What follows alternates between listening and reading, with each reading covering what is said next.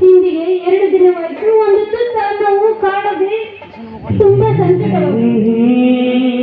ಅಣ್ಣ, ನನ್ನ ಬಾಳಿನಲ್ಲಿ ನಾನೇ ಮುಳ್ಳು ಚುಚ್ಚಿಕೊಂಡಂತಾಯ್ತು. ಹಂತಕಿ ಎಂಬ ನಾಮಕರಣ ಮಾಡಿದ್ದಾರೆ. ಈ ನಾಮಕರಣ ಪಟ್ಟವನ್ನು ಹೊತ್ತುಕೊಂಡು ನಾನು ಬದುಕಲಾರೆ ಬದುಕ.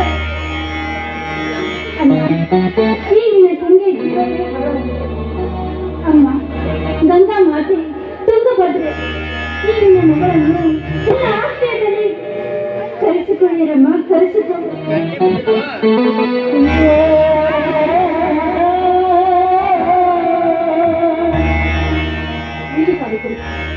ಕೆರೆ ಹಳ್ಳ ಬಾವಿ ಇರೋದು ಮನುಷ್ಯ ಹಾರಿ ಪ್ರಾಣ ಕಳೆದುಕೊಳ್ಬೇಕು ಅಂತಲ್ಲ.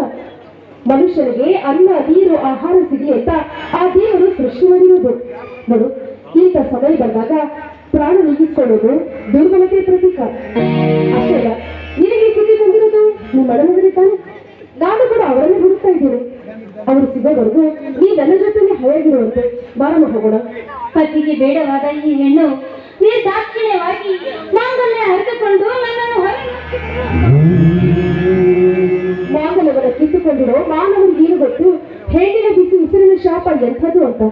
ನೋಡು, ನಿನ್ನ ಪತಿ ಮರಳಿನ ಸ್ವೀಕಾರ ಮಾಡೋವರೆಗೂ ನೀನು ನನ್ನ ಜೊತೆಯಲ್ಲಿ ಇರಬೇಕು. ಅಷ್ಟಕ್ಕೂ ನನ್ನನ್ನ ಬೇರೆ ಯಾರು ಅಂತ ಭಾವಿಸ್ಬೇಡ. ನಿನ್ನ ಅಣ್ಣನ ಹೆಂಡತಿ ಅರ್ಧವಿಲ್ಲದ ಅತ್ತಿಗೆ ನಾನು ಕೂಡ ಅವರನ್ನ ಹುಡುಕ್ತಾ ಇದ್ದೀನಿ. ಅವರು ಸಿಗೋವರೆಗೂ ನನ್ನ ಜೊತೆಯಲ್ಲಿ ನನ್ನ ಮನೆಯಲ್ಲಿ ಇರಬೇಕು. ನನ್ನ ಪಾಲಿಗೆ ಕಾಪಾಡೋ ಬಂದ ಆ ಭಾವನೆ ಕಾಯಿ ಬಂತು.